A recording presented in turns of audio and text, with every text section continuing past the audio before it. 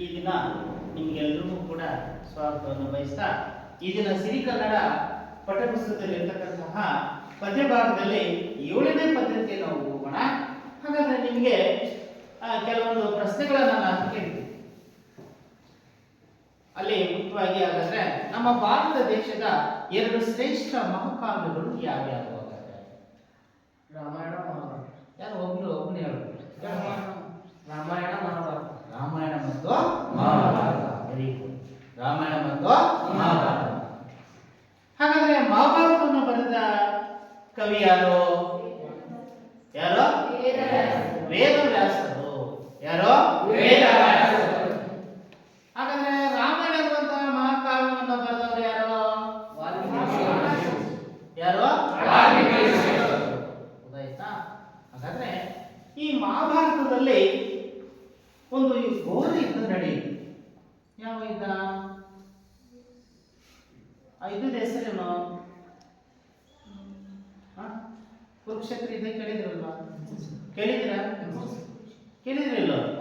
ಆ ಕುರುಕ್ಷೇತ್ರ ಯುದ್ಧ ಯಾರ್ಯಾರಿಗೆ ನಡೆಯಿತು?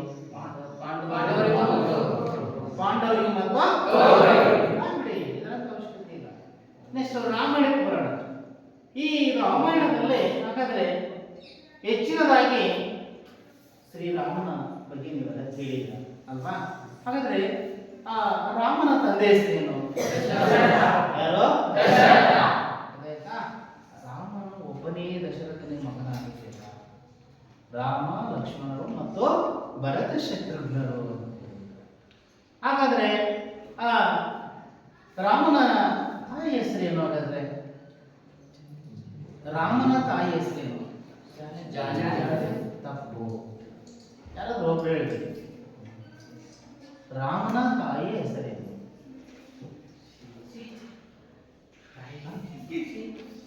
ರಾಮನ ತಾಯಿನ ಕೌಸಲ್ಯ. ಹೆಸರು ಕೇಳಿದಿರಾ? ಕೇಳಿದಿರಾ? ಯಾರು ಹಾಗಾದ್ರೆ? ಗೊತ್ತಾಯ್ತಾ? ಕೌಸಲ್ಯ. ಹಾಗಾದ್ರೆ ರಾಮನ ಹೆಂಡತಿ ಸೀತಾಮಾತೆ. ಸೀತಾಮಾತೆ ಯಾರ ಮಗಳು? ಹಾಗಾದ್ರೆ ಜಾನಕಿಯ ಮಗಳು. ಜನಕರಾಜನ ಮಗಳು ಅಂದ್ರೆ ಭೂಮಿತಾಯ. ಹೀಗೆ ಒಂದು ಸಂದರ್ಭ, ಒಂದು ಸಣ್ಣ ಕಥೆ ಆಧಾರಿತವಾಗಿ ನಾನು ನಿಮ್ಗೆ ಹೇಳ್ತೀನಿ. ಒಮ್ಮೆ ಆ ರಾವಣನ ಸಂಹಾರವಾದ ನಂತರ ಸೀತೆಯನ್ನ ಅರಮನೆಗೆ ಕೊಂಡೊಯ್ದು ರಾವಣ ಕೆಲವು ವರ್ಷಗಳವರೆಗೆ ಬಹಳ ನ್ಯೂನವಾಗಿ ಅವರು ಇರ್ತಾರೆ. ಆಗ ತುಂಬ ಗರ್ಭಿಣಿಯಾಗಿರ್ತಕ್ಕಂಥ ಸೀತಾಮಾತೆ. ಹೀಗೆ ಆ ಸೀತಾಮಾತೆ ಒಮ್ಮೆ ನನ್ನ ಒಂದು ಕೊನೆ ಒಂದು ಆಸೆಯನ್ನು ತನ್ನ ಗಂಡನಿಗೆ ಹೇಳ್ತಾರೆ, ರಾಮನಿಗೆ. ನಾನು ಯಾರ ಆಶ್ರಮಕ್ಕೆ ಒಮ್ಮೆ ಹೋಗಿ ಬರ್ಬೇಕಂತ ಹೇಳ್ತಾರೆ. ಅಂತಂದ್ರೆ ಯಾರ ಆಶ್ರಮಕ್ಕೆ? ವಾಲ್ಮೀಕಿ ಆಶ್ರಮ. ಯಾರ ಆಶ್ರಮಕ್ಕೆ? ಆಯ್ತು. ಆದರೆ ಅದೇ ಅಂತ್ಯ ಆ ದಿನದಲ್ಲಿ ಒಮ್ಮೆ ಅಯೋಧ್ಯ ಅರಮನೆಯಲ್ಲಿ ಒಬ್ಬ ಸಾಮಾನ್ಯ ಪ್ರಜೆ ರಾಮನಿಗೆ ತುಂಬಾ ಒಂದು ನೋವಾಗುವ ರೀತಿಯಲ್ಲಿ ಸೀತೆಯ ಬಗ್ಗೆ ಅನುಮಾನಾಸ್ಪದವಾದ ರೀತಿಯಲ್ಲಿ ಮಾತುಗಳನ್ನು ಆಡ್ತಾನೆ. ಆಗ ಅದರಿಂದ ವ್ಯಥೆಯನ್ನು ಪಟ್ಟು ರಾಮ ಲಕ್ಷ್ಮಣನ ಜೊತೆಯಲ್ಲಿ ಸೀತೆಯನ್ನು ಕಾಡಿ ಕಳಿಸ್ತಾನೆ. ಹೀಗೆ ಆ ಸೀತೆಯಲ್ಲೇ ಒಮ್ಮೆ ಆಕೆ ಅಲ್ಲಿ 2 ಮಕ್ಕಳಿಗೆ ಜನ್ಮವನ್ನು ನೀಡ್ತಾಳೆ. ಅವರೇ ಲವ ಕುಶ. ಗೊತ್ತಾಯ್ತಾ? ಇವರಿಬ್ರು ಸೀತಾ ಮತ್ತೆ ಮಕ್ಕಳು ಲವಕುಶರು. ಹಾಗನೇ ಅದೇ ರೀತಿ ಆ ಲವಕುಶರು ಕೂಡ ವಾಲ್ಮೀಕಿ ಋಷಿಗಳ ಬಳಿಯಲ್ಲಿ ಅಪಾರವಾದ ವಿದ್ಯೆಯನ್ನು ಪಡಿತಾರೆ. ಅಪಾರವಾದ ವಿದ್ಯೆಯನ್ನ, ಬುದ್ಧಿಯನ್ನ, ಜ್ಞಾನವನ್ನು ಕಲಿತಾರೆ. ಮತ್ತೊಂದು ಕಡೆ ಇತ್ತ ಕಡೆ ರಾಮನಿಗೆ ದಿನೇ ದಿನೇ ಸೀತೆಯ ನೆನಪು ಕಾಡ್ತಾ ಇರುತ್ತೆ. ಆ ಸೀತೆಯ ನೆನಪು ಕಾಡ್ತಾ ಇರಬೇಕಾದ್ರೆ ಒಂದು ಕಡೆ ದುಃಖವನ್ನು ಪಡ್ತಾನೆ, ಕಣ್ಣೀರಾಗ್ತಾನೆ. ಆಗ ಆ ಅಯೋಧ್ಯ ಅರಮನೆಗೆ ಋಷಿಮುನಿಗಳು ಆಗಮಿಸಿ ರಾಮನ ಒಂದು ಪರಿಸ್ಥಿತಿಯನ್ನು ಕಂಡು, ರಾಮ, ಶ್ರೀರಾಮ, ನಿನ್ನ ಕಣ್ಣಲ್ಲಿ ಕಣ್ಣೀರು ಏಕೆ ಅಂತೀವಿ? ಆಗ ಪ್ರಶ್ನೆ ಮಾಡ್ತಾರೆ, ನೀನು ದೇವತೆಗಳಿಗೆ, ದೇವಾನು ದೇವತೆಗಳಿಗೆ ನೀನೇ ಒಡೆಯ, ಅದರಲ್ಲೂ ನಿನ್ನ ಕಣ್ಣಲ್ಲಿ ಕಣ್ಣೀರು ಏಕೆ ಅವರ ಅರಿವು ಗೊತ್ತಾಗುತ್ತೆ ಋಷಿಮುನಿಗಳಿಗೆ. ಓ, ಇಲ್ಲಿ ರಾವಣನ ಸಂಹಾರದಿಂದ ರಾಮನಿಗೆ ಬ್ರಹ್ಮಹತ್ಯೆ ದೋಷ ಉಂಟಾಗಿದೆ. ಔದ್ದೇಶಕ್ಕೋಸ್ಕರನೇ ಇಷ್ಟೆಲ್ಲ ರಾಮ ಕಣ್ಣೀರಾಗ್ತಾ ಇದ್ದಾನೆ. ಅದಕ್ಕೊಂದು ಪರಿಹಾರ ಅಂತೇಳಿ ರಾಮನಿಗೆ ಹೇಳ್ತಾರೆ. ಅದೊಂದು ಪರಿಹಾರ ಇದೆ ರಾಮಚಂದ್ರ. ಇದಕ್ಕೆ ಒಂದು ಅಶ್ವಮೇಧ ಯಾಗವನ್ನು ಮಾಡಿದರೆ ಇದಕ್ಕೆ ಒಂದು ಪರಿಹಾರ ಸಿಗುತ್ತೆ ಅನ್ನುವಂತಹ ಸಂದರ್ಭವನ್ನ ಹೇಳ್ತಾರೆ. ಆಗ ಆಯ್ತು ಅಂತೇಳಿ ಅಶ್ವಮೇಧ ಯಾಗವನ್ನು ಮಾಡಲಿಕ್ಕೆ ಕುದುರೆಯನ್ನ ನಾನಾ ಕಡೆ ಈ ಭರತ ಶತ್ರುಘ್ನ ನೇತೃತ್ವದಲ್ಲಿ ಕಳಿಸ್ಕೊಡ್ತಾರೆ. ಆಗ ಕುದುರೆಯ ಒಂದು ಹಣೆ ಮೇಲೆ ಒಂದು ಪಟ್ಟಿಯಲ್ಲಿ ಬರೆದಿರ್ತಾರೆ ರಾಮನ ಬಗ್ಗೆ. ಇದು ರಾಮನ ಕುದುರೆ ಅಂತೇಳಿ ಯಾರೂ ಸಹ ಅದನ್ನ ಹಿಡಿಯಲ್ಲ. ಆಗ ಒಮ್ಮೆ ವಾಲ್ಮೀಕಿ ಋಷಿಗಳ ಆಶ್ರಮಕ್ಕೆ ಹೋದಾಗ ಇದು ಅಲ್ಲಿರ್ತಕ್ಕಂಥ ವಾಲ್ಮೀಕಿ ಋಷಿ ಆಶ್ರಮದ ಉದ್ಯಾನವನದೊಳಗೆ ಪ್ರವೇಶ ಮಾಡಿ ಅಲ್ಲಿ ಆ ಬೆಳೆದಿರ್ತಕ್ಕಂಥ ಹುಲ್ಲನ್ನು ತುಳಿದು ನಾಶಪಡಿಸ್ತಾ ಇರಬೇಕಾದ್ರೆ ಆಗ ಅಲ್ಲಿಗೆ ಲವ ಬರ್ತಾನೆ. ಹಾಗಾದ್ರೆ ಹೇಗೆ ಒಂದು ಆ ಲವನು ಅದನ್ನು ಕಟ್ತಾನೆ, ಯಾವ ರೀತಿಯಾಗಿ ಮುಂದೆ ಪ್ರಶ್ನೆಗಳ ಮೇಲೆ ಪ್ರಶ್ನೆಗಳು ಉದ್ಭವ ಆಗ್ತವೆ, ಯಾವ ರೀತಿ ಮುಂದೆ ಅದನ್ನ ಹೇಗೆ ಅವನು ಕ್ರಮ ತೆಗೆದುಕೊಳ್ಳುತ್ತಾನೆ ಅನ್ನೋದ್ರ ಬಗ್ಗೆ ನಾವು ತಿಳ್ಕೊಳ್ಳೋಕ್ಕಿಂತ ಮೊದಲು ಹಾಗಾದ್ರೆ ಪದ್ಯ ಯಾವುದು ಅಂತಂದ್ರೆ ವೀರಲವ. ಹಾಗಾದ್ರೆ ಕವಿ ಪರಿಚಯವನ್ನ ಈ ವೀರಲವ ಅನ್ನುವಂತಹ ಪದ್ಯವನ್ನು ಬರೆದಂತ ಕವಿ ಪರಿಚಯವನ್ನ ಎಲ್ಲರೂ ಕೂಡ ಬರ್ಕೊಂಡ್ರಪ್ಪ. ಕವಿ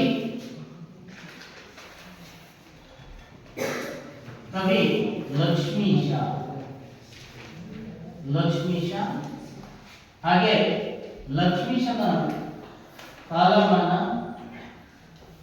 ಸಾಮಾನ್ಯ ಶಕ ವರ್ಷ 1550. ಹಾಗೆಯೇ ಜನ್ಮಸ್ಥಳ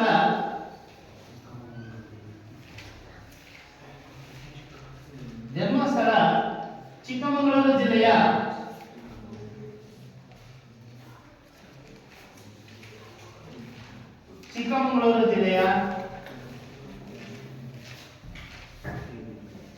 ಕಡೂರು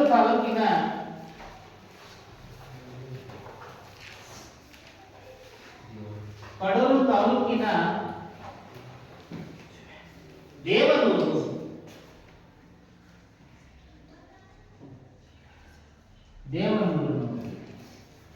ಅದೇ ರೀತಿ ಈ ಲಕ್ಷ್ಮೀಶನಿಗಿದ್ದಂತಹ ಬಿರುದುಗಳು ಮೊದಲು ತಿಳ್ಕೊಂಡು ಆಮೇಲೆ ಕೃತಿಗಳ ಬಗ್ಗೆ ಗಮನಿಸೋಣ. ಹಾಗಾದ್ರೆ ಇವ್ರಿಗಿದ್ದಂತಹ ಬಿರುದುಗಳು ಯಾವ್ಯಾವ ಅಂತಂದ್ರೆ ನೋಡಿ, ಅದರಲ್ಲಿ ಮುಖ್ಯವಾಗಿ ಉಪಮಲೋಲ,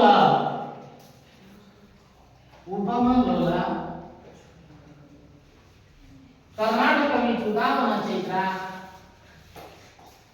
ಕರ್ನಾಟಕವಿ ಕವಿ ಚೂತಾವನ ಚೈತ್ರ,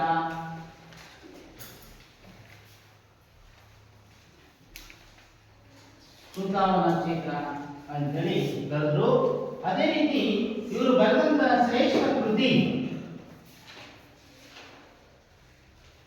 ಯಾವುದಂತಂದ್ರೆ ಜೈಮಿನಿ ಭಾರತ.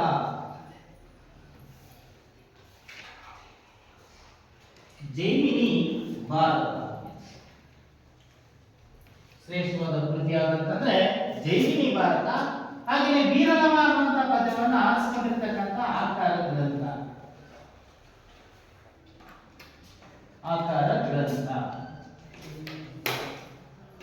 ಸರಿಯಾಗಿ ಬರ್ತಾರೆ.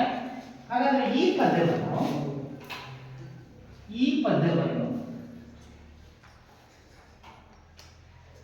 ಜೈಮಿನಿ ಭಾರತ ಎಂಬ ಕಾವ್ಯ ಭಾಗದಿಂದ ಕೃತಿಯಿಂದ ಆರಿಸಿಕೊಳ್ಳಲಾಗಿದೆ. ಜೈಮಿನಿ ಭಾರತ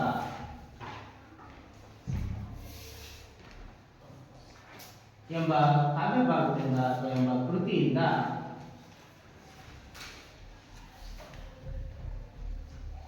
ಆರಿಸಿಕೊಳ್ಳಲಾಗಿದೆ.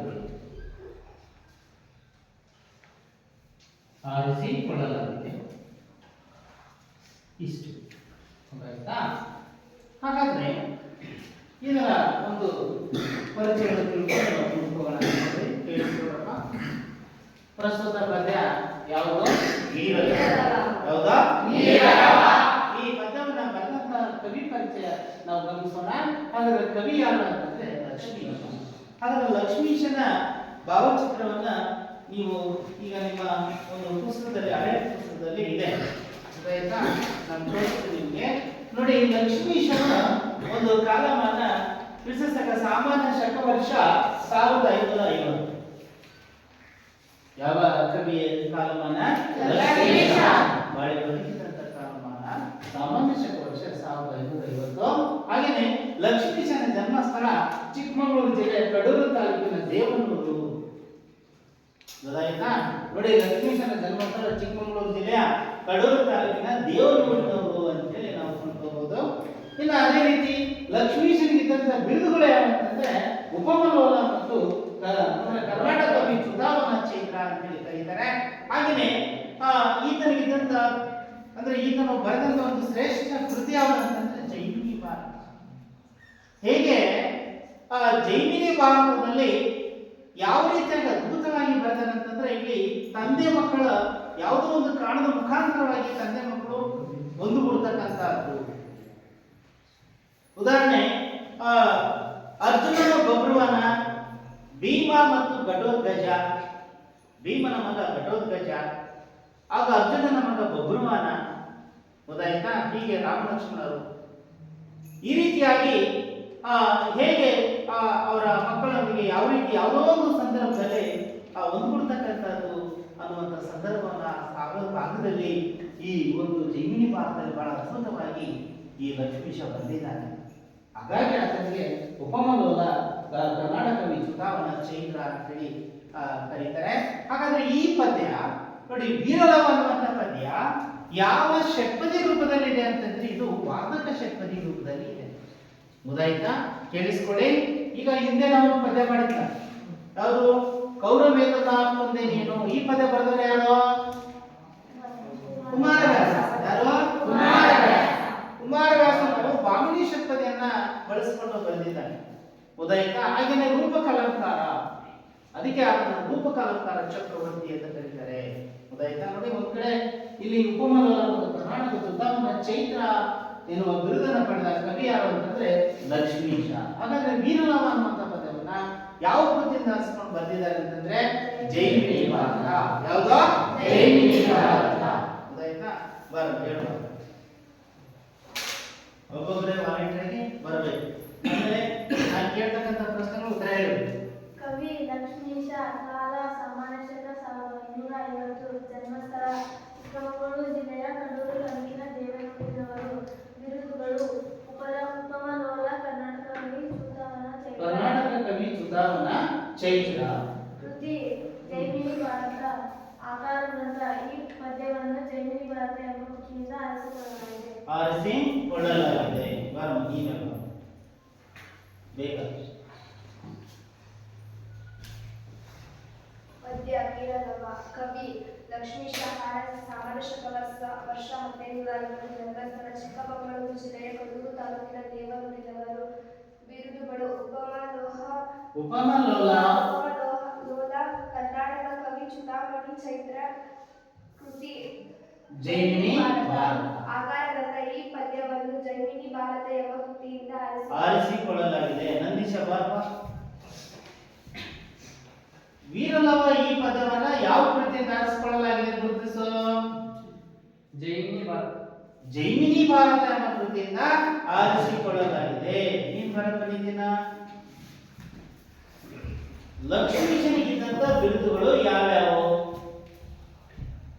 ಉಪಮಲೋಲ, ಕರ್ನಾಟಕ ಕವಿ ಚುನಾವಣಾ ಚೈತ್ರ. ಉಪಮಲೋಲ ಮತ್ತು ಕರ್ನಾಟಕ ಕವಿ ಚುನಾವಣಾ ಚೈತ್ರ ಅಂತೇಳಿ ಯಾರನ್ನ ಕರೀತಾರೆ? ಯಾರನ್ನ? ಲಕ್ಷ್ಮೀಶನನ್ನ. ಹಾಗಾದ್ರೆ ಲಕ್ಷ್ಮೀಶನ ಕಾಲಮಾನ ಎಷ್ಟು? ಬರಲ್ಲ ನೀನು.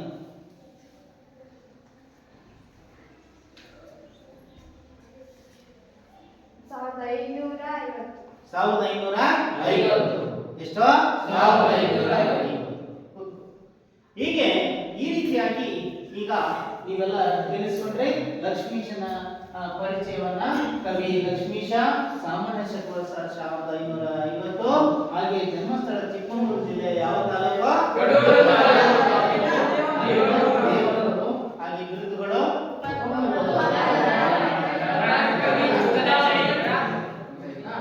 ಈ ರೀತಿಯಾಗಿ ಈಗ ನಾವು ಇದರ ಆಶಯಭಾವನ ಗಮನಿಸೋಣ. ಈಗ ಆಶಯಭಾವನ ಓದಪ್ಪ ಫಯಾಜ್ ಬಾಯ್ ಈ ಕಡೆ ಬಾ. 4 ಲೈನ್ ಓದಿ ಹೇಳ. ನಮ್ಮ ಮಹಾಕಾವ್ಯಗಳಲ್ಲಿ ತಂದೆ ಮಕ್ಕಳು ಬೇರೆ ಬೇರೆಯಾಗಿ ಬೆಳೆದು ಯಾವುದೋ ಸಂದರ್ಭದಲ್ಲಿ ಮುಖಾಮುಖಿಯಾಗುವ ಸನ್ನಿವೇಶಗಳು ಇವೆ. ಪರಸ್ಪರ ಸಂಬಂಧದ ಅರಿವಿರದೆ ಸಂಘರ್ಷಕ್ಕೆ ಮುಂದಾಗುವ ಪ್ರಸಂಗಗಳು ಇವೆ. ನೋಡಿ, ನಮ್ಮ ಮಹಾಕಾವ್ಯಗಳಂತಂದ್ರೆ ರಾಮಾಯಣ ಇರ್ಬೋದು, ಮಹಾಭಾರತ ಇರ್ಬೋದು. ಹೌದಾಯ್ತಾ? ಮಹಾಭಾರತದಲ್ಲಿ ಕೌರವರಿಗೂ ಮತ್ತು ಪಾಂಡವರಿಗೂ ನಡೆಯುವಂತಹ ಸನ್ನಿವೇಶಗಳು, ಹೇಗೆ ಘಟನೆಗಳು ಯಾವ ರೀತಿಯಾಗಿದೆ. ಇನ್ನು ರಾಮಾಯಣದಲ್ಲೂ ಕೂಡ ಅಷ್ಟೇ. ಹಾಗೇನೆ ಹೀಗೆ ಯಾವುದೋ ಒಂದು ಸಂದರ್ಭದಲ್ಲಿ ತಂದೆ ಮಕ್ಕಳು ಬೇರೆ ಬೇರೆಯಾಗಿ ಬೆಳೆದು ಕೊನೆಗೆ ಇನ್ಯಾವುದೋ ಸಂದರ್ಭದಲ್ಲಿ ಮುಖಾಮುಖಿ ಆಗುವಂತಹ ಸನ್ನಿವೇಶಗಳು ಕೂಡಿರ್ತವೆ ಅಂತೇಳಿ ಈ ಒಂದು ವಿಚಾರನ ಗಮನಿಸಬಹುದು. ಕೊನೆಗೆ ಪರಸ್ಪರ ಹೊಂದಾಣಿಕೆ ಆಗುವಂತ ಸಂದರ್ಭದಲ್ಲಿ ಘರ್ಷಣೆಗಳು ಎದುರಾದಾಗ ಎಲ್ಲೋ ಒಂದು ಕಡೆ ಯಾವುದೋ ಒಂದು ರೂಪದಲ್ಲೇ ಇವರು ನಿಮ್ಮ ತಂದೆ, ಇವರು ನಿಮ್ಮ ಮಗ ಅಂತಂದಾಗ ಅಲ್ಲಿ ಕೊನೆಗೆ ಘರ್ಷಣೆ ಕೊನೆಗೊಂಡು ಒಂದಾಗ್ತಕ್ಕಂಥ ಸಂದರ್ಭ ಪ್ರಸಂಗಗಳು ಮೂಡಿವೆ ಅಂತೇಳಿ ಇದೆ. ಅನಂತರ ಯಾರಿಂದಲಾದರೂ ಸಂಬಂಧ ತಿಳಿದಾಗ ಸಂಘರ್ಷ ಮರೆಯಾಗಿ ಹೊಂದಾಣಿಕೆ ರೂಪದ ಸುಖಾಂತವಾಗುವ ಸಂದರ್ಭಗಳೇ ಹೆಚ್ಚು.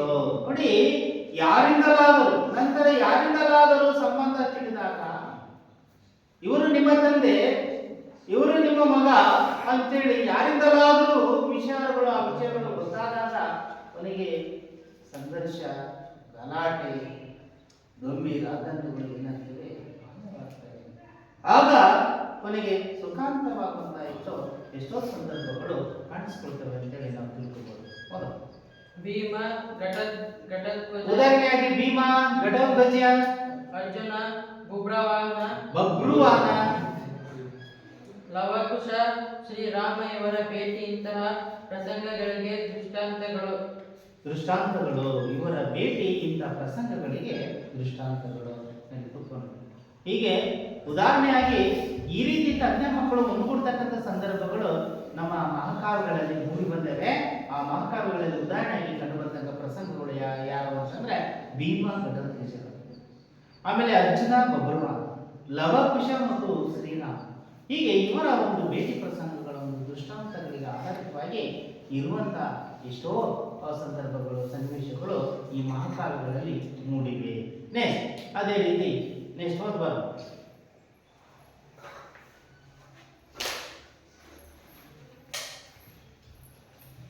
ಲವಕುಶರು ಹುಟ್ಟಿದ್ದು ದುಶ್ಯಾಸನವಾದರೂ ಸಹಜ ಕ್ಷಾತ್ರನ ವೀರತೆಯಿಂದ ಕುದುರೆಯನ್ನು ಕಟ್ಟಿ ಹಾಕುತ್ತಾರೆ.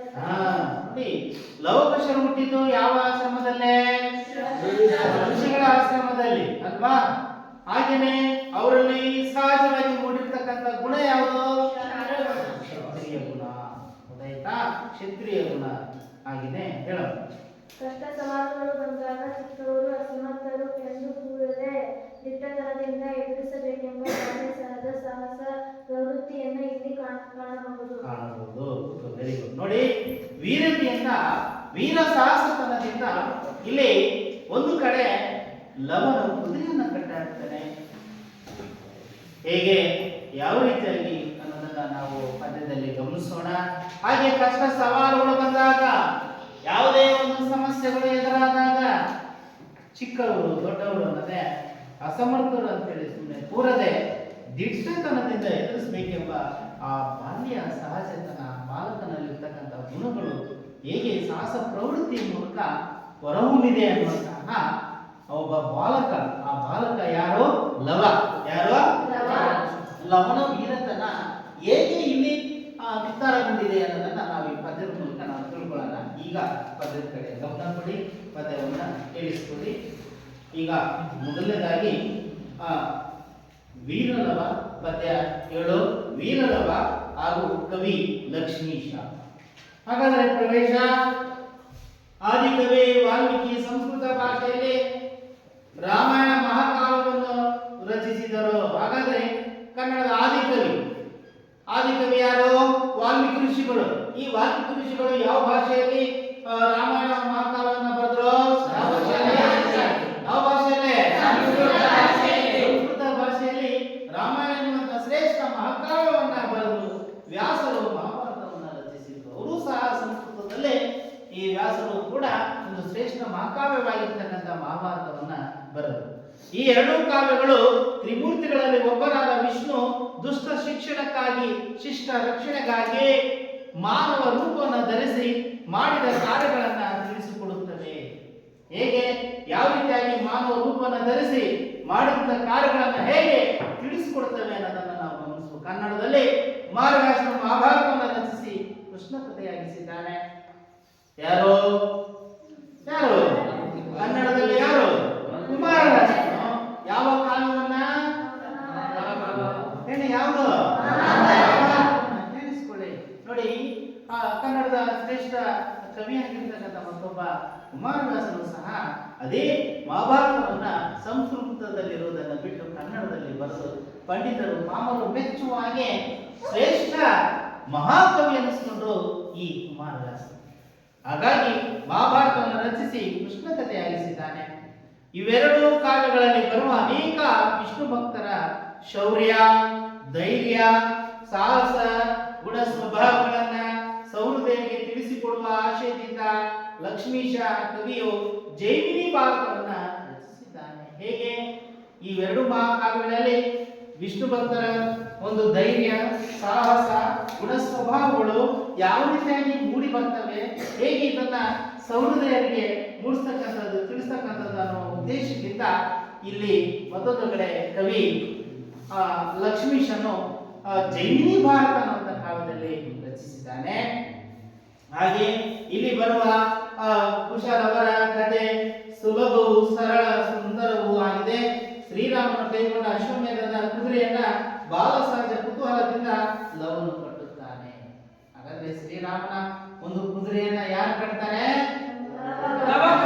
ಯಾರು? ಲವನು ಕಟ್ಟುತ್ತಾನೆ. ಸಹಜವಾಗಿ ವೀರತನದ ಮೂಲಕ ಬಾಲ ಸಹಜದ ಮೂಲಕ ಕುತೂಹಲದಿಂದ ಲವನು ಕಟ್ಟುತ್ತಾನೆ. ಆ ಸಂದರ್ಭದಲ್ಲಿ ಕಾವ್ಯದ ಸೊಬಗನ್ನ ಪರಿಚಯಿಸುವುದು ಇಲ್ಲಿನ ಆಶಯ. ಹೇಗೆ ಆ ಸಂದರ್ಭಗಳನ್ನ ಎಷ್ಟು ಮಟ್ಟಿಗೆ ಆ ವಿಷಯಗಳು ಆ ವಿಚಾರ ಮೂಡಿ ಬಂದಿದೆ ಅನ್ನೋದನ್ನ ನಾವು ಈ ಪದ್ಯದಲ್ಲಿ ತಿಳ್ಕೊಳ್ಳೋಣ. ನೋಡಿ, ಗಮನ ಕೊಡಿ. ಹಾಗೇನೆ ಈ ರೀತಿಯಾಗಿ ಅಲ್ಲಿ ಕವಿ ನೋಡಿ ಈಗಾಗಲೇ ಆ ಸಂದರ್ಭಕ್ಕೆ ಈಗ ವಿಚಾರವನ್ನ ಬಾಲ ಸಹಜ ಗುಣದ ಮೂಲಕ ಲವನು ಹೇಗೆ ಯಾವ ರೀತಿಯಾಗಿ ಕುದುರೆಯನ್ನು ಕಟ್ಟುತ್ತಾನೆ. ಹಾಗಾದ್ರೆ ಆ ಕುದುರೆ ಯಾವುದು? ಯಾರ ಕುದುರೆ ಅದ? ಶ್ರೀರಾಮನ ಕುದುರೆ. ಹಾಗಾದ್ರೆ ಶ್ರೀರಾಮನ ಕುದುರೆಯನ್ನು ಬಿಡ್ಲಿಕ್ಕೆ ಕಾರಣ ಏನು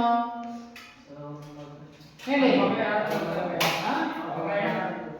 ಅಲ್ಲ, ಯಾಕೆ ಅವನು ಅಶ್ವಮೇಧ ಕುದುರೆಯನ್ನ ಬಿಡ್ತಾನೆ? ರಾವಣ ಸಂಹಾರದಿಂದ ಮತ್ತೊಂದು ಕಡೆ ಅವನಿಗೆ ಸೀತೆಯ ಪರಿತ್ಯಾಗದಿಂದ ತುಂಬಾ ಅವನಿಗೆ ಅತಿಯಾದ ದುಃಖಕ್ಕೆ, ಅಂದ್ರೆ ಅತಿಯಾದ ದುಃಖ, ವೇದನೆಗೆ, ದುಃಖಗಳಿಗೆ, ನೋವಿಗೆ ಅವನು ಒಳಗಾಗಿದ್ದ. ಹಾಗಾಗಿ ಋಷಿಮುನಿಗಳು ನಿನ್ನ ಈ ಒಂದು ದುಃಖ ಈ ನಿವಾರಣೆ ಆಗ್ಬೇಕಾದ್ರೆ, ನಿನಗಾಗಿರ್ತಕ್ಕಂಥದ್ದು ಅಂದರೆ ನಿವಾರಣೆ ಆಗ್ಬೇಕಾದ್ರೆ ಅಥವಾ ನೋವು ದುಃಖ ಎಲ್ಲವೂ ಕೂಡ ನೋಡಿ, ಶ್ರೀರಾಮ ದೇವಾನು ದೇವತೆಗಳಿಗೆ ನೀನೇ ದೇವರು ಅಂತದ್ರಲ್ಲಿ ನಿನ್ನ ಕಣ್ಣಲ್ಲಿ ಕಣ್ಣೀರೇ ಅಂತೇಳಿ ಋಷಿಮುನಿಗಳು ಹೇಳಿದಾಗ ಇದಕ್ಕೆ ಪರಿಹಾರ ಅಶ್ವಮೇಧ ಯಾಕೆ ಕೈಗೊಳ್ಳಬೇಕು ಅಂತಂದಾಗ ಅದೇ ರೀತಿ ರಾಮನ ಗುರುಗಳ ಮಾತನ್ನು ಕೇಳಿ ತನ್ನ ಕುದುರೆಯನ್ನ ನೋಡ್ಕೊಳ್ಳೋದಕ್ಕೆ ಭರತ ಶತ್ರುಘ್ನರನ್ನು ಕಳಿಸ್ಕೊಡ್ತಾನೆ. ಭರತ ಶತ್ರುಘ್ನರ ಮೂಲಕ ಕುದುರೆ ಈಗಾಗಲೇ ಆಶ್ರಮದಿಂದ ಎಲ್ಲ ಅಯೋಧ್ಯ ಅರಮನೆಯಿಂದ ಎಲ್ಲಾ ರಾಜರ ಅರಮನೆಗಳಿಗೆ ಭೇಟಿ ಕೊಡುತ್ತೆ. ಅಲ್ಲಿ ಭೇಟಿ ಕೊಟ್ಟಾಗ ಯಾವ ರೀತಿ ಅದನ್ನು ಕಾಣ್ತಾರೆ ಅನ್ನೋದನ್ನ ನಾವು ಈ ಪದ್ಯದ ಮೂಲಕ ಗಮನಿಸೋಣ. ಹೇಗೆ ಕೊನೆಗೆ ವಾಲ್ಮೀಕಿ ಋಷಿ ಆಶ್ರಮಕ್ಕೆ ಅದು ಪ್ರವೇಶ ಮಾಡುತ್ತೆ, ಅಲ್ಲಿಯೂ ಸಹ ಯಾವ ರೀತಿಯಾಗಿ ಆ ಆಶ್ರಮಕ್ಕೆ ಆ ಉದ್ಯಾನದ ಒಳಗೆ ಪ್ರವೇಶ ಮಾಡಿದಾಗ ಯಾವ ರೀತಿ ಈ ಬಾಲಕ ಲವನು ಅದನ್ನ ಕುದುರೆಯನ್ನು ಹಿಡಿತಾನೆ, ಹೇಗೆ ಕಟ್ಟಿ ಹಾಕ್ತಾನೆ, ಯಾವ ರೀತಿ ಅಲ್ಲಿ ಮಾತಿಗೆ ಮಾತು ಬೆಳೆಯುತ್ತೆ ಅನ್ನುವಂಥ ಸಂದರ್ಭವನ್ನು ಈ ಪದದಲ್ಲಿ ನಾವು ತಿಳ್ಕೊಳ್ಳೋಣ. ಗಮನಿಸಿ. ಬಲ್ಗಯಾರು ಪರಂಜಿ, ಈಗಾಗಲೇ ಕುದುರೆ ಭರತ ಶತ್ರುಘ್ನರ ಮುಖವಾಗಿ ಕುದುರೆಯನ್ನ ಅವರ ಜೊತೆಗೆ ಕಳಿಸ್ಕೊಟ್ಟಿದ್ದಾನೆ. ಆಗ ಆ ಬಲಗೈ ಅಂತಂದ್ರೆ ಕುದುರೆ, ಬಲಗಯಾರು ಪರಂಜಿ ತಡೆಯದೆ ರಘುದ್ವಾಹನ ಸೋಗೆ ನಮಿಸಲೆಯೋಳ್ ಚರಿಸುತ್ತ ಭಾರತ. ಬಲಗಯಾರು ಪರಂಜಿ ತಡೆಯದೆ ರಘುದ್ವಾಹನ ಸೋಗೆ ನಮಿಸಲೆಯೋಳ್ ಚರಿಸುತ್ತ ಭಾರತ. ನಲುಗುದುರೆ ಬಂದು ವಾಲ್ಮೀಕಿಯ ನಿಜಾಶ್ರಮದ ವಿನಿಯೋಗ ಉಪದನೋಳ್. ನಲುಗುದುರೆ ಬಂದು ವಾಲ್ಮೀಕಿಯ ನಿಜಾಶ್ರಮದ ಬಿಡಿಸುವುದು ವಿನಿಯೋಗ ರೂಪವನದೊಳು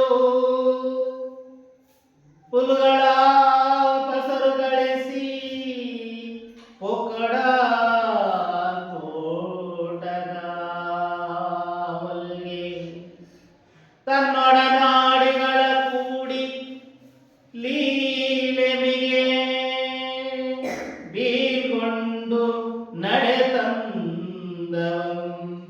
ಖಂಡನಾರ್ಚಿತ ಸುವಾದಿಯಂ ವೀರಲವನು.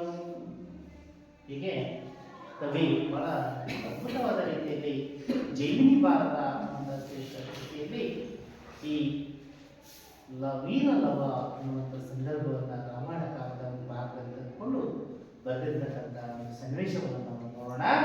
ಈ ಸಂದರ್ಭ ವಿಷಯದ ಹಾಗಾಗಿ ಕಾಲದಲ್ಲಿ ಏನಿದೆ ಅನ್ನೋದನ್ನ ನೋಡಿ. ಶ್ರೀರಾಮನ ಒಂದು ಶ್ರೇಷ್ಠವಾದ ಕುದುರೆ ಭರತ ಶತ್ರುಘ್ನರು ಇಡೀ ಎಲ್ಲ ಕಡೆ ಆ ಅಶ್ವಮೇಧ ಯಾಗದ ಕುದುರೆಯನ್ನ ಎಲ್ಲ ಪಟ್ಟಣದ ಅಯೋಧ್ಯ ಅರಮನೆಯ ಪಟ್ಟಣದ ಎಲ್ಲ ರಾಜರ ಮನೆಗಳಿಗೂ ನಾನಾ ಭಾಗಗಳಿಗೂ ಸಂಚಾರ ಮಾಡುತ್ತದೆ.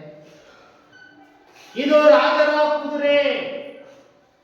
ನಲು ಕುದುರೆ ಅಂದ್ರೆ ನೋಡಿ, ಬಲ್ಗಯಾರು ಪರಂಜಿ, ಬಲ್ಗಯಾರು ಪರಂಜಿ ಅಂದ್ರೆ ಇದು ರಾಜರ ಕುದುರೆ ಎಂದು ತಿಳಿದು. ರೂಪ ಅಂತಂದ್ರೆ ರಾಜ, ಹೌದಾಯ್ತಾ? ಪದಗಳ ಅರ್ಥವನ್ನ ಬರ್ಕೊಳ್ಳಿ. ಪದಗಳ ಅರ್ಥ ಬರ್ಕೋಬೇಕು. ನೃಪ ಅಂತಂದ್ರೆ ರಾಜ, ಅಂಜಿ ಅಂತಂದ್ರೆ ಎದರಿಕೆ,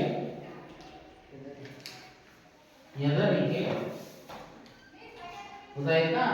ಇದು ರಾಜರ ಕುದುರೆ ಅಂತೇಳಿ ಯಾವೊಬ್ಬ ರಾಜನೂ ಸಹ ಕುದುರೆಯನ್ನ ತಡೆಯದೆ, ಇದು ಶ್ರೀರಾಮನ ಕುದುರೆ ಅಂತೇಳಿ ಯಾರೂ ಸಹ ಅದನ್ನ ತಡೆಯದೆ ಎಲ್ಲ ರಾಜರು ಕೂಡ ಅದನ್ನ ಪೂಜಿಸುತ್ತಾ ಅದಕ್ಕೆ ಆತಿಥ್ಯ ಸತ್ಕಾರವನ್ನ ಮಾಡುತ್ತಾ, ಅಷ್ಟೇ ಅಲ್ಲ ರಘುದ್ವಾಹನ ಅಂದ್ರೆ ಸೂರ್ಯವಂಶದ ರಘುದ್ವಾಹನ ಬರ್ಕೋಬೇಕು. ರಘುದ್ವಾಹನ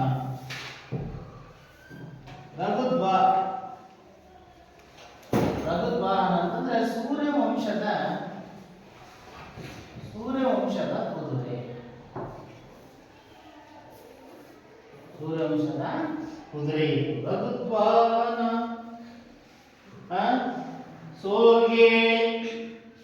ಸೋಲ್ಗೇಳಿ ಅಂದ್ರೆ ಯಾರೂ ಸಹ ಅದನ್ನ ತಡೆಯದೆ ಅದಕ್ಕೆ ಪೂಜಿಸಿ ಆತಿಥ್ಯ ಸತ್ಕಾರವನ್ನು ಮಾಡಿ ತಾನೂ ಕೂಡ ತಾವೇ ಸ್ವತ್ವದ ರೀತಿಯಲ್ಲಿ ಸೋಲ್ಗೇಳದೆ ನಮಿಸಲಿಯೋಳ್ ನಮಸ್ಕರಿಸುತ್ತಾ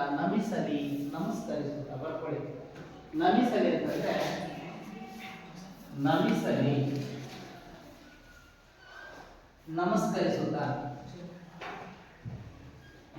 ನಮಸ್ಕರಿಸುತ್ತಾ ಕುದುರೆಗೆ, ಇದು ಶ್ರೀರಾಮನ ಕುದುರೆ, ಯಾವ ವಂಶದ ಕುದುರೆ? ಸೂರ್ಯ ವಂಶದ ಶ್ರೀರಾಮನ ಕುದುರೆ ಅಂತೇಳಿ ಯಾರು ಕೂಡ ಅದನ್ನ ನಡೆಯದೆ ನಮಿಸಲೆಯೋಳ್ ಚಲಿಸುತ್ತಾ ಎಲ್ಲ ಕಡೆ ಸಂಚಾರ ಮಾಡಿ ಕೊನೆಗೆ ದ್ವಾರದ ಹೆಬ್ಬಾಗಿಲು, ದ್ವಾರ ಅಂದ್ರೆ ಹೆಬ್ಬಾಗಿಲು, ಆ ಹೆಬ್ಬಾಗಿಲ ಬಳಿಗೆ ಬಂತು. ನಲುಗುದುರೆ ಬಂದು ಆ ವಾಲ್ಮೀಕಿ ಋಷಿ ಆಶ್ರಮದ ಬಾಗಿಲ ಬಳಿ, ದ್ವಾರದ ಬಳಿ ಬಂದು ನಿಂತ್ಕೊಳ್ತು. ಯಾರ ಕುದುರೆ? ಯಾರ ಕುದುರೆ? ಶ್ರೀರಾಮನ ಕುದುರೆ. ಗೊತ್ತಾಯ್ತಾ? ಶ್ರೀರಾಮನು ರಘುವಂಶದವನು, ಸೂರ್ಯವಂಶದವನು, ಶ್ರೇಷ್ಠ ಕುಲದ ಶ್ರೀರಾಮನ ಒಂದು ಕುದುರೆ ಕೊನೆಗೆ ಯಾವ ದ್ವಾರದ ಬಳಿಗೆ ಬಂದಿತ್ತೋ? ಯಾವ ದ್ವಾರದ ಬಳಿಗೆ? ವಾಲ್ಮೀಕಿ. ಯಾವ ದ್ವಾರದ ಬಳಿಗೆ? ವಾಲ್ಮೀಕಿ ಆಶ್ರಮದ ದ್ವಾರ ಬಾಗಿಲ ಬಳಿಗೆ ಬಂದು ನಿಂತ್ಕೊಳ್ತು. ಯಾರ ಕುದುರೆ? ಶ್ರೀರಾಮನ ಕುದುರೆ ಯಾರ ಆಶ್ರಮದ ದ್ವಾರದ ಬಾಗಿಲ ಬಳಿ ಬಂದು ನಿಂತ್ಕೊಳ್ತು? ವಾಲ್ಮೀಕಿ ಋಷಿಯ ಆಶ್ರಮದ ದ್ವಾರ ಬಾಗಿಲ ಬಳಿಯಲ್ಲಿ ಬಂದು ನಿಂತ್ಕೊಳ್ತು. ಬಂದು ನಿಂತ್ಕೊಂಡು ಅದು ಎಲ್ಲ ಕಡೆ ಗಮನಿಸ್ತಾ ಇದೆ ಆ ಕುದುರೆ. ಅಲ್ಲಿ ನೋಡಿ, ಬಂದು ವಾಲ್ಮೀಕಿಯ ನಿಜಾಶ್ರಮದ ವಿನಿಯೋಗದೂಪವನದೊಳು. ವಾಲ್ಮೀಕಿ ಆಶ್ರಮಕ್ಕೆ ಬಂತು. ಯಾರ ಕುದುರೆ? ಯಾರ ಆಶ್ರಮದ ಬಳಿಗೆ ಬಂತು? ಅಲ್ಲಿ ಇರುವಂತಹ ಒಂದು ಉದ್ಯಾನವನ, ವಿನಿಯೋಗದ ಉಪವನದೊಳು ಅಂತಂದ್ರೆ ಅಲ್ಲಿರ್ತಕ್ಕಂತಹ ಒಂದು ಸುಂದರವಾಗಿರ್ತಕ್ಕಂಥ ಉದ್ಯಾನದ ಒಳಗೆ ಪ್ರವೇಶಿಸಿ ಪುಲ್ಗಳ ಪಸರುಗಳಿಸಿ, ಪುಲ್ಲು ಅಂತಂದ್ರೆ ಪುಲ್ಗಳ ಅಂತಂದ್ರೆ ಹುಲ್ಲು, ಗೊತ್ತಾಯ್ತಾ? ಪುಲ್ಗಳ ಅಂತಂದ್ರೆ ಹುಲ್ಲು, ಹಚ್ಚ ಹಸಿರು. ಪಸರು ಅಂತಂದ್ರೆ ನೋಡಿ, ಪಸರು ಹಸಿರು, ಗೊತ್ತಾಯ್ತೇನ್ರ? ಬರ್ಕೊಳ್ರು ಪಸರು, ಗೊತ್ತಾಯ್ತಾ? ಹಸಿರು, ಹಸಿರು, ಹಸಿರಾದ ಹಚ್ಚ ಹಸಿರಾದ ಹುಲ್ಲನ್ನ ಅದು ಗಮನಿಸಿತು. ಹಾಗೆ ಹುಲ್ಲುಗಳ ಫಸಲು ಗಳಿಸಿ ಒಕ್ಕಡ ತೋಟವನಿಗೆ. ಹಾಗಾದ್ರೆ ಶ್ರೀರಾಮನ ಕುದುರೆ ಯಾವ ಆಶ್ರಮದ ತೋಟದೊಳಗೆ ಪ್ರವೇಶ ಮಾಡಿ ಒಳಗೆ ಹೋಗಿತ್ತು? ಕೇಳ್ತೀನಿ ಪ್ರಶ್ನೆ, ಸರಿ ಕೇಳಿಸ್ಕೊಳ್ಳಿ. ಯಾರ ಆಶ್ರಮದ ಒಳಗೆ, ತೋಟದ ಒಳಗಡೆ ಒಳ ಹೋಗಿದ್ದದು? ಯಾರ ಕುದುರೆ? ಶ್ರೀರಾಮನ ಕುದುರೆ ವಾಲ್ಮೀಕಿ ಆಶ್ರಮದ ಒಂದು ಉದ್ಯಾನದ ಒಳಗೆ ಪ್ರವೇಶ ಮಾಡಿತು. ಅಷ್ಟೇ ಅಲ್ಲ, ಅದು ಪ್ರವೇಶ ದ್ವಾರದ ಬಾಗಿಲಲ್ಲಿ ನಿಂತ್ಕೊಂಡು ಏನನ್ನ ಗಮನಿಸ್ತು? ಯಾವ್ದನ್ನ ಗಮನಿಸ್ತು? ಹಸಿರು ಹುಲ್ಲನ್ನ ಗಮನಿಸ್ತು. ಹಸಿರು ಹುಲ್ಲು ನೋಡಿ, ಹುಲ್ಲುಗಳ ಫಸಲು ಗಳಿಸಿ ಅಂತಂದ್ರೆ ಏನು? ಹಚ್ಚ ಹಸಿರು ಸಂಪಾಗಿ ಬಹಳ ಉತ್ತಮ ರೀತಿಯಲ್ಲಿ ಬೆಳೆದು ನಿಂತಿತ್ತು. ಅಂತ ಹಸುರಾದ ಹಚ್ಚ ಹಸಿರು ಆದ ಹುಲ್ಲನ್ನ ನೋಡಿ ಕುದುರೆ ಒಳಗೆ ಪ್ರವೇಶ ಮಾಡ್ತು. ಯಾರ ಉದ್ಯಾನದ ಒಳಗೆ? ಯಾರ ಉದ್ಯಾನದ ಒಳಗೆ? ವಾಲ್ಮೀಕಿ ಋಷಿಗಳ ಉದ್ಯಾನದ ಒಳಗಡೆ ಪ್ರವೇಶ ಮಾಡ್ತು. ಕೊಕ್ಕಡ ಅಂತಂದ್ರೆ ಒಳಗೆ ಹೋಗಿ ತೋಟ ಕಾವಲ್ಗೆ ತನ್ನ ಒಡನಾಡಿಗಳ ಕೂಡಿ. ಇತ್ತ ಕಡೆ ಆ ಕುದುರೆಯನ್ನ ನೋಡ್ತಾ ಇಲ್ಲ, ತನ್ನ ಒಡನಾಡಿಗಳೊಂದಿಗೆ ಜೊತೆಯಾಗಿ ಲವ ಆಟ ಆಡ್ತಾ ಇದ್ದ. ಲೀಲೆ ಅಂತಂದ್ರೆ ಆಟ, ಲೀಲೆ ಅಂತಂದ್ರೆ ಆಟ. ಗೊತ್ತಾಯ್ತಾ? ಯಾರು ಆಟ ಆಡ್ತಾ ಇದ್ರು? ಲವ. ಕುಶನ್ ಬಗ್ಗೆ ಹೇಳ್ತಾ ಇಲ್ಲ ನಾವು. ಲವ ಅಲ್ಲಿ ತನ್ನ ಜೊತೆಗಾರರೊಂದಿಗೆ ಆಟ ಆಡ್ತಾ ಇದ್ದ. ಆ ಸಂದರ್ಭದಲ್ಲಿ ಆಗ ಆ ಒಳಗೆ, ಉದ್ಯಾನದ ಒಳಗೆ ಪ್ರವೇಶ ಮಾಡಿದಂತ ಕುದುರೆಯನ್ನು ಅವರು ಒಂದ್ಸಾರಿ ನೋಡಿದ ಕೂಡಲೇ ನೋಡಿ, ತನ್ನ ಒಡನಾಡಿಗಳ ಕೂಡಿ ಲೀಲೆನಿಗೆ ಬೀಳ್ಕೊಂಡು ನಡೆ ತಂದವಂ ಕಂಡನಾಜಿತ ಸುವಾಜಿಯಂ ವೀರಲವನ.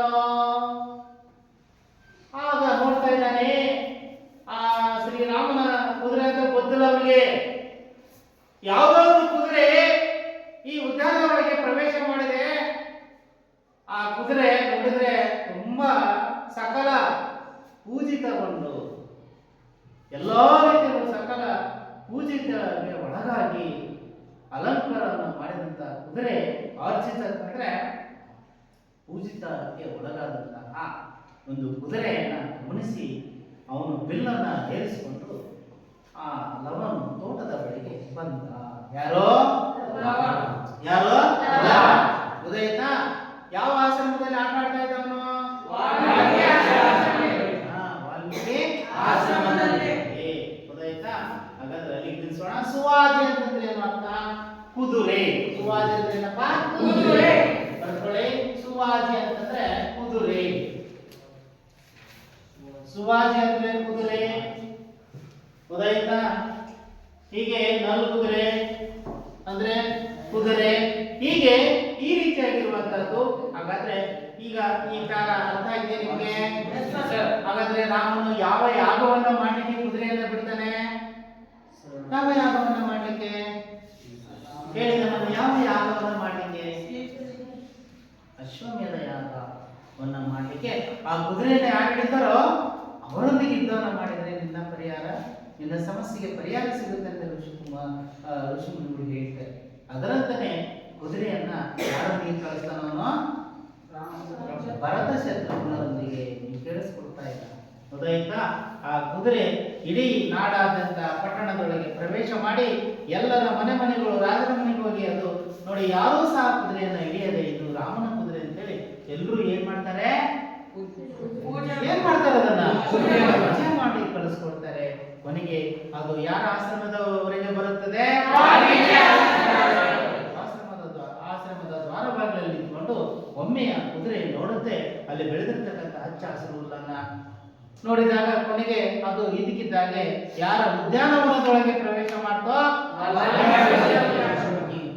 ಋಷಿಗಳ ಉದ್ಯಾನದ ಒಳಗೆ ಪ್ರವೇಶ ಮಾಡಿದಾಗ ಕೂಡಲೇ ಅಲ್ಲಿ ಆ ವಾಲ್ಮೀಕಿ ಆಶ್ರಮದ ಉದ್ಯಾನದ ಒಳಗಡೆ ಯಾರು ಆಟ ಆಡ್ತಾ ಇದ್ರು? ತನ್ನ ಒಡನಾಡಿಗಳೊಂದಿಗೆ.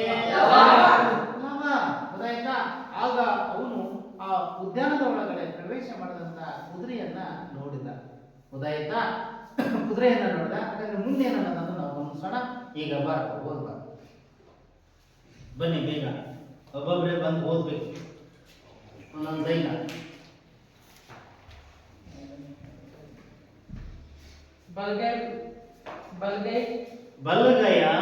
ಬಲಗಯ ರುಕರಂಜಿ ತಡೆಯದೆ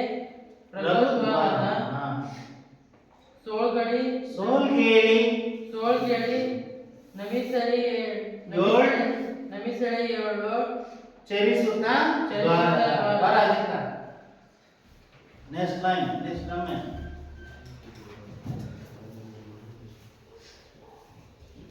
ಬೇಗ ಫಾಸ್ಟ್ ಆಗಿ. ನಲ್ಕುದುರೆ ಬಂದು ವಾಲ್ಮೀಕಿಯ ನಿಜಶ್ರಾಮದ ಉಪವನ ಉಪವನದೋಳು. ಬನ್ನಿ.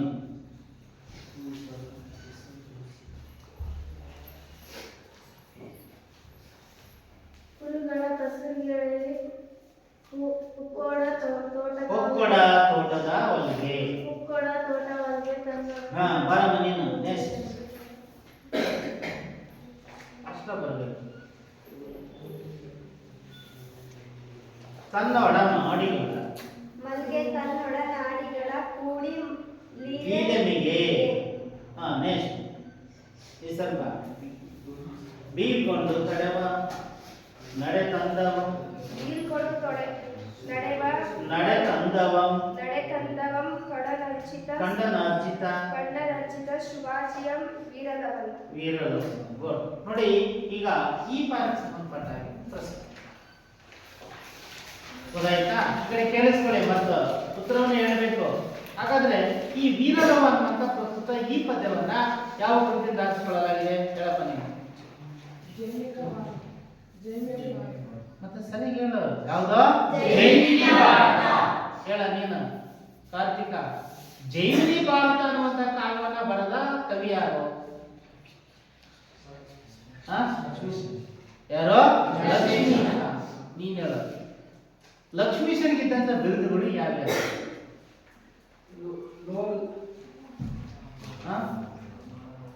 ಯಾವ ಉಪಮಾಲೋಲ, ಕರ್ನಾಟಕ ಕವಿ, ಸುತಾವನ ಚೈತ್ರ ಉತ್ಸವ. ಹಾಗಾದ್ರೆ ಶ್ರೀರಾಮನು ನಂದೀಶ ನೀನ್ ಹೇಳಪ್ಪ, ಶ್ರೀರಾಮನ ಕುದುರೆ ಯಾರ ಆಶ್ರಮದೊಳಗೆ ಪ್ರವೇಶಿಸಿತು? ವಾಲ್ಮೀಕಿ ಆಶ್ರಮದವರು. ಯಾವ ಆಶ್ರಮದೊಳಗೆ? ವಾಲ್ಮೀಕಿ ಆಶ್ರಮದೊಳಗೆ. ನೀನ್ ಹೇಳಮ್ಮ ಸಾನಿಕ. ವಾಲ್ಮೀಕಿ ಆಶ್ರಮದಲ್ಲಿ ಅಲ್ಲಿ ಆಟ ಆಡ್ತಿದ್ದ ಬಾಲಕ ಯಾರು? ಲವ. ಹಾಗಾದ್ರೆ ಅಲ್ಲಿ ಯಾರ ಕುದುರೆಯಿಂದ ಗಮನಿಸಿದವನು? ರಾಮನ ಕುದುರೆ ಅಂತ ಗೊತ್ತಿಲ್ಲ, ಆದ್ರೆ ಇದಕ್ಕಿದ್ದಾಗೆ ವಾಲ್ಮೀಕಿ ಋಷಿ ಆಶ್ರಮದ ಒಳಗೆ ಉದ್ಯಾನದ ಒಳಗಡೆ ಪ್ರವೇಶ ಮಾಡಿದಂತ ಕುದುರೆಯನ್ನ ಗಮನಿಸಿದ. ಗಮನಿಸಿ ಬಿಲ್ಲನ್ನ ಹೇರಿಸಿ ನೋಡಿ ಬೀಳ್ಕೊಂಡು ನಡೆತಂದವನು ಆ ಬಿಲ್ಲನ್ನು ಎತ್ತಿಕೊಂಡು ಅಲ್ಲಿಗೆ ಬಂದ. ಯಾರೋ? ಲವ. ಗೊತ್ತಾಯ್ತಾ? ಹಾಗಾದ್ರೆ ಪ್ರಶ್ನೆ ಬರ್ಕೊಡಿ. ಪ್ರಶ್ನೆ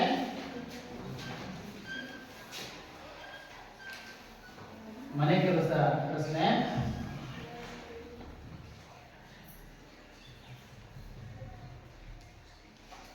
ಅಂದ್ರೆ ಗೃಹಪಾಠ. ಗೊತ್ತಾಯ್ತಾ? ಒಂದನೇ ಪ್ರಶ್ನೆ, ಕವಿ ಲಕ್ಷ್ಮೀಶನ ಪರಿಚಯವನ್ನ ವಾಕ್ಯದ ರೂಪದಲ್ಲಿ ಬರೆಯಿರಿ.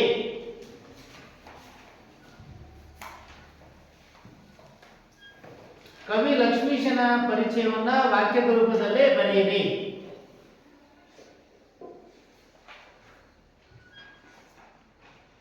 ವಾಕ್ಯ ರೂಪದಲ್ಲಿ ಬರೆಯಿರಿ.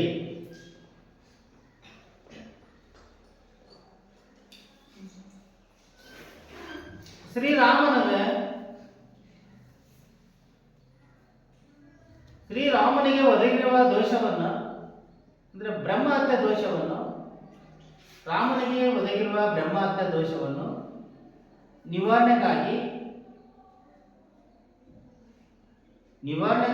ಯಾವ ಯಾಗವನ್ನು ಮಾಡಲು ಋಷಿ ಮುನಿಗಳು ತಿಳಿಸಿರುತ್ತಾರೆ? ಯಾವ ಯಾಗವನ್ನ ಮಾಡಲು ಋಷಿ ಮುನಿಗಳು ತಿಳಿಸಿರುತ್ತಾರೆ? ನೆಕ್ಸ್ಟ್ ಪ್ರಶ್ನೆ,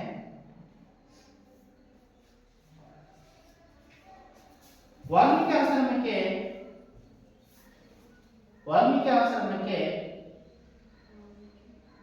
ಯಾರ ಕುದುರೆಯು